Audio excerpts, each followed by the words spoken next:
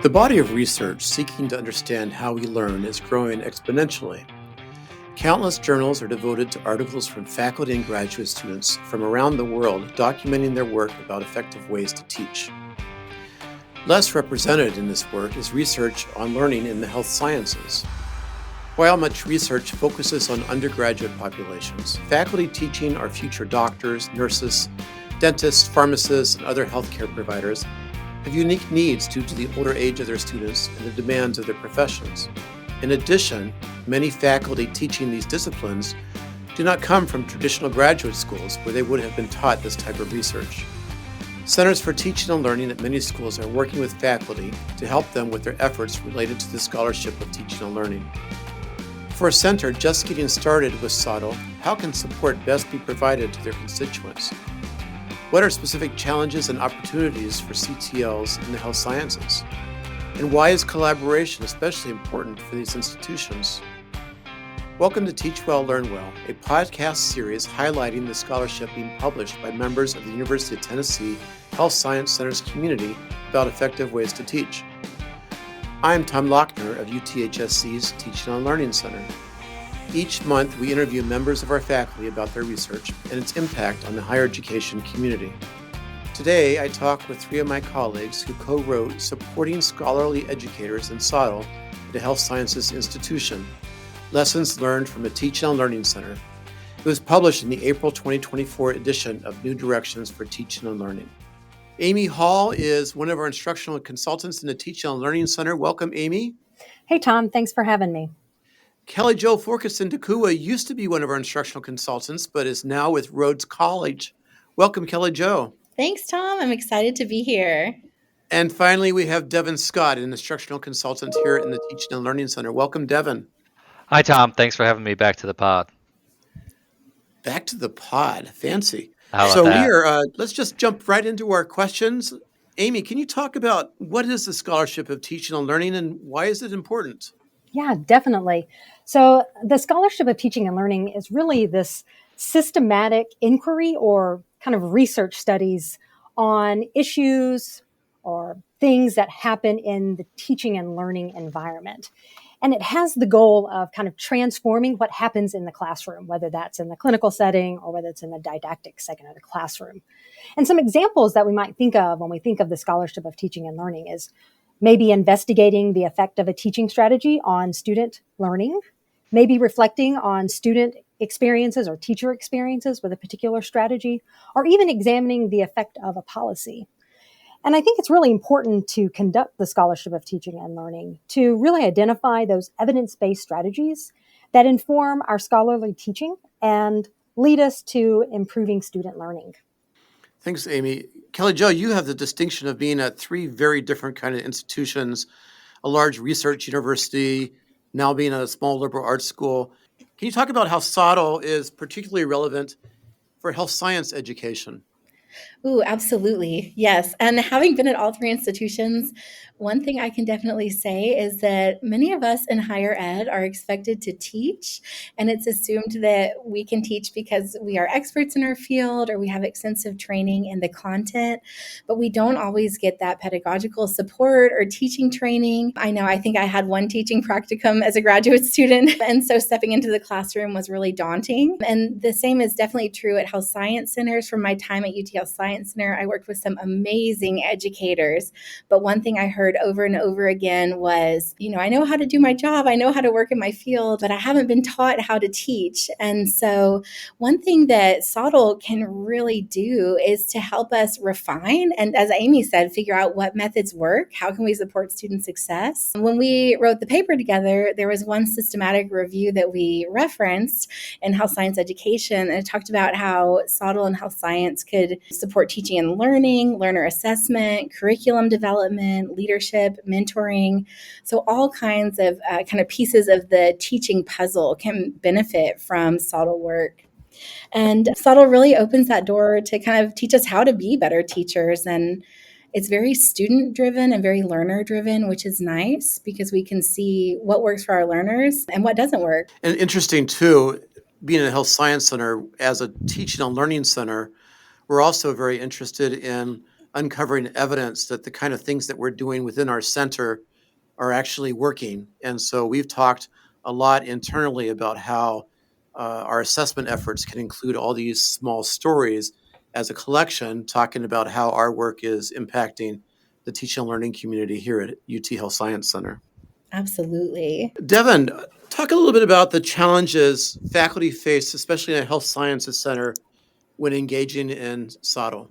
Yeah, thanks for the question, Tom. Yeah, so in working on this paper and working with faculty on SoTL, we've come across 4 areas that are challenges for our faculty, and we've seen faculty, in the literature highlight again and again. And those 4 are time, funding, recognition, and training or a knowledge gap. So in terms of time, health science faculty feel this time crunch particularly because they're expected to conduct research, attend conferences, publish manuscripts, and they often don't have any dedicated time for scholarship, and they're also contending with clinical load, teaching load, and administrative commitments. And in terms of funding, internal funding for SoTL is limited, across higher education, but it's very limited in terms of health sciences institutions, where a lot of support is, and especially institutional support for external grants, is leaning towards basic sciences or clinical grants.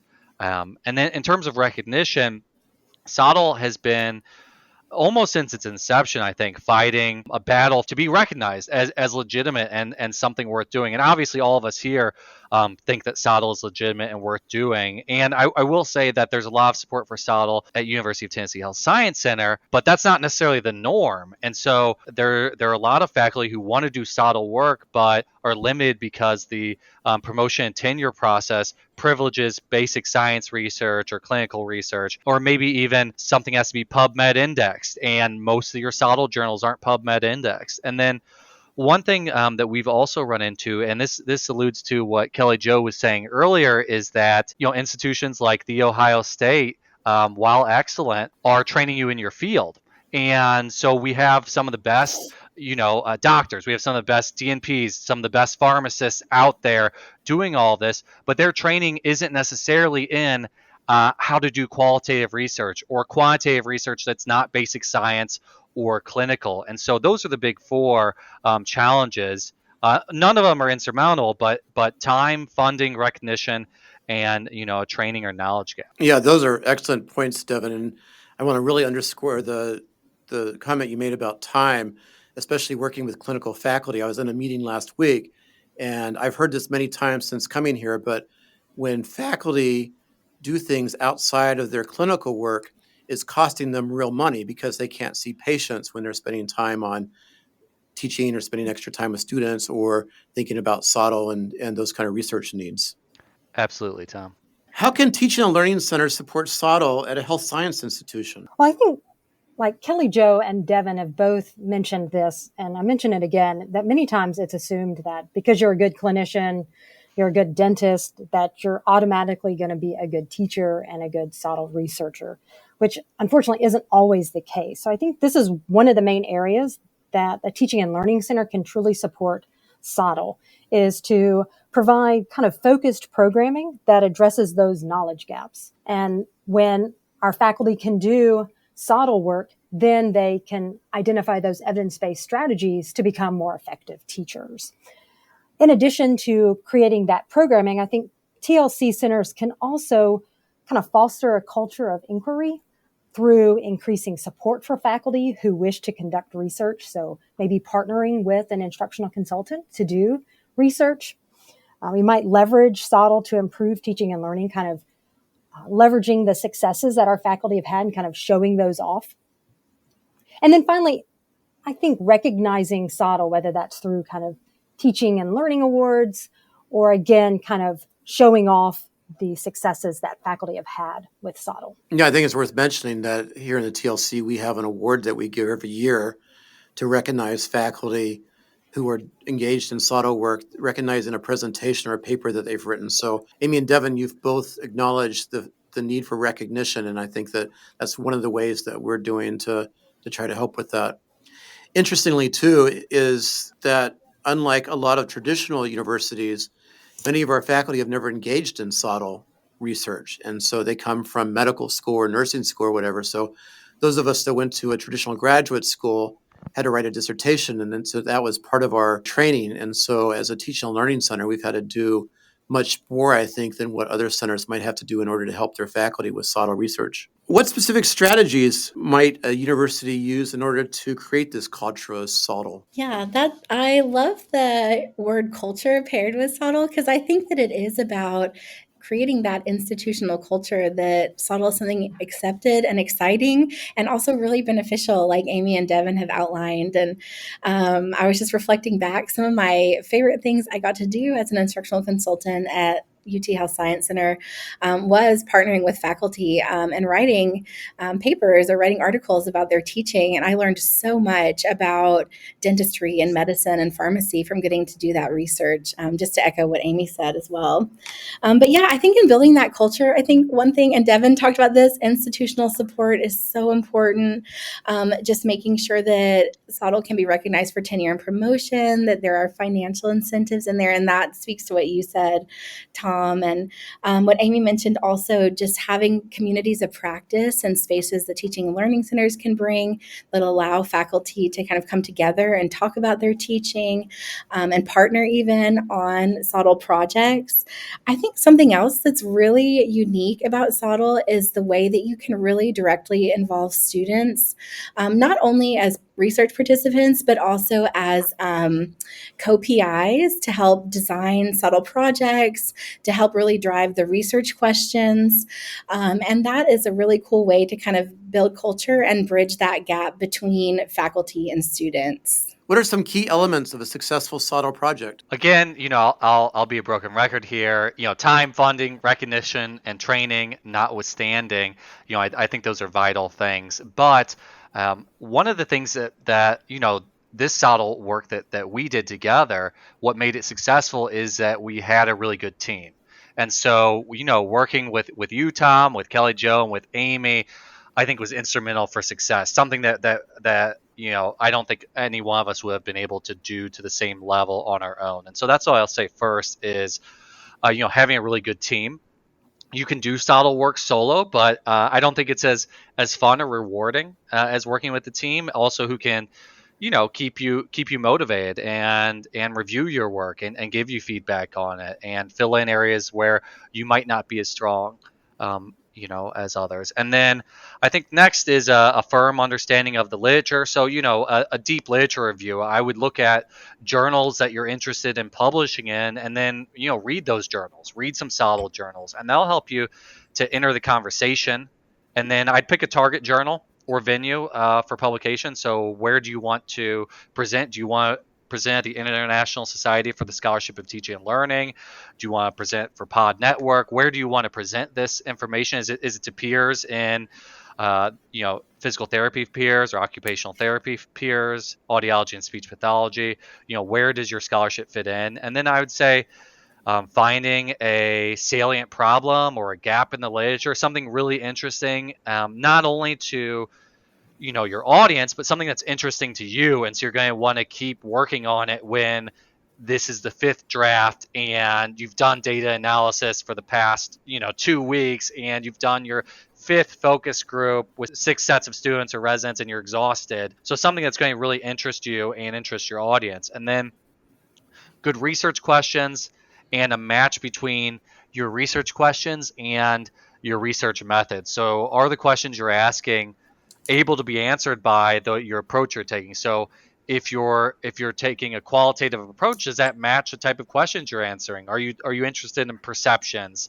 and the way people communicate about things, or are you interested in something that might be solved more quantitatively? And so I think every good SoTL project starts with a good team. Devin, as a follow up to that, if I'm a professor and I'm interested in publishing something about my teaching work and getting engaged in SoTL, where do I go to find what journals that it might be open for me to publish in? Yeah, and so Amy, Kelly Jo, feel free to jump in here too, obviously. But I would, if I'm at UT Health Science Center, I go to someone on the teaching and learning center team, right? And talk to us, and we can help you. You can also go to your librarians. Oftentimes, they're an underutilized resource in all institutions, but in the health science institutions, and they can help you to search for it. I mentioned the International Society for the Scholarship of Teaching and Learning and Pod Network.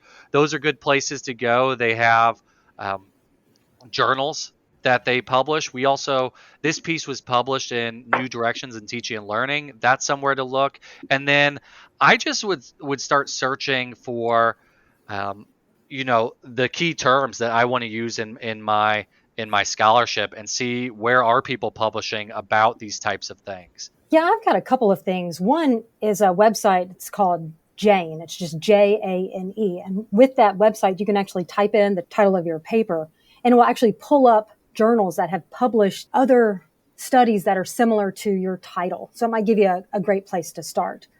In addition to that, the AAMC, the Group on Educational Affairs, actually has an annotated bibliography of journals for educational scholarship. So it takes you through all of the different journals that are out there. I think there's one I would add too. There's a conference, and I believe it's Kennesaw State. Every year it's the SoTL Summit. And I believe it's a free conference or very low cost. But it's one that I have loved going to every year. And it's very supportive and very friendly, but it's all disciplines. It's not just health sciences, though it is pretty health science heavy. But it's really cool to go to conferences and hear other educators, because some of them are very much in a developmental stage of their SoTL project. Some of them have fully published ones, but it's really cool to get ideas and hear not only what they're doing in their classrooms or in their clinics or wherever they're teaching, but also what questions they're asking about it and how they're changing their teaching practices.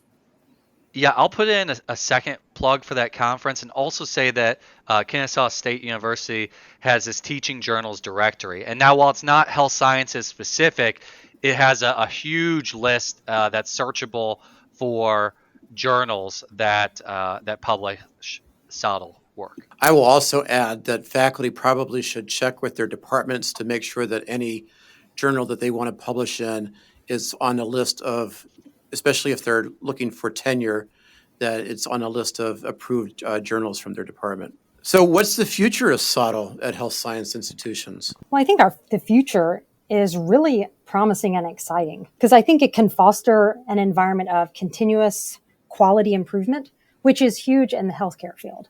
I mean, doctors are always researching their practices, looking to provide the best evidence-based medicine that they can. And so being able to kind of frame SoTL research in that idea of continuous quality improvement, I think might be able to kind of get them on board with wanting to do more SoTL. But I think a big thing is, like Devin was saying, having really good teams that continuously put forth that effort to support the faculty, whether that's through faculty development sessions, whether it's creating that positive culture around SoTL where it's more accepted as a viable way to research. We just have to make sure that that's kind of maintained over the course of time. I also think that, we have to, as researchers, really promote the field of SoTL out there to our faculty members. And I want to end with just this quote that we had in our paper. It says, based on our experiences supporting SoTL, we offer the following recommendations. All teaching and learning centers should be promoting and supporting SoTL. So again, supporting and that culture. SoTL programs should focus on creating a culture of SoTL that transcends individual colleges and departments. Successful existing programming should be leveraged to support the move from scholarly teaching to SoTL. And then prioritizing that recognition of faculty SoTL work is necessary to elevate the status of SoTL. So I really think it's just putting forth that continuous effort to do these things. Let me ask a follow-up question to that, Amy, because I'm always thinking about how our faculty are doing wonderful research, but it's really just focused on their own classes. And so if we want to think about larger validity questions, do we need to find ways to reach out across institutions and institution types in order to be able to really make valid statements about the research that they're doing? I think so. I mean, always being able to validate your research across many institutions is a great way to validate the research that you're doing. I know I've seen a lot of research ideas come out through the Dr. Ed listserv. They're always asking, hey, who's doing this? Or is anybody interested? I know I'm on a particular AAMC SGEA faculty development SIG, or special interest group. And we're always talking, how can we as institutions work together to solve these larger teaching and learning issues? So I think that would be well worth the effort to reach out to other institutions. Yeah, and if I can add to that, I think also, you mentioned folks just working within, or faculty just working within their own classroom. Um, I've worked with a team that's working on de-prescribing, and we first started working in pharmacy and just talking with student pharmacists. But our work has really been enriched by working within and across UT Health Science Center. So that we're not even reaching out to other campuses for the core of this work, but we're just being so much better informed by talking to medicine students, by talking to pharmacy students, by talking to DNP students, by talking to PT students, all of that within our work, and working with faculty from all those different colleges. And so if the step to across university research is daunting, because it is harder logistically, then think about making those connections within your university and work across your university in order to enrich your research and to reach a wider audience and have more validity. Kelly Jo, I have a question for you, and I'm afraid that we may have just already stolen your thunder on this question. But I don't know if you have other thoughts about why collaboration is so important in SoTL, particularly in the health sciences. Yeah, well, Amy and Devin spoke to it so beautifully. But yeah, I also just wanted to add in interprofessional collaboration and education. And the SoTL is a great way to work interprofessionally. And again, I know I keep talking about students, but bring those graduate students in, bring students you're working with, and let them be a part of that as well, both the research study, but the interprofessional setting. So I do think that collaboration is so important. I know when I was working as an instructional consultant, I would often I'd be working with someone in medicine, and that they would say, oh, I'm really struggling with teaching professionalism. And then 2 hours later, I'd have a consult with someone from dentistry, and they'd talk about the same type of things. So there's so many areas that faculty members and students could benefit from having those cross-disciplinary conversations and cross-professional conversations. And I think some really powerful and interesting research can come out of it. And then also strengthen interprofessional teams in the process. I think there's probably also opportunities for collaboration in a teaching and learning center and helping faculty make connections with folks in the library or folks in the simulation center, or there are probably other administrative departments across campus that could be brought in to help think about how to work together for some of these research projects. Absolutely. I'm even thinking about like international student support and different things like that would be great partners to bring into a lot of these projects. So we've written this paper and it's been published.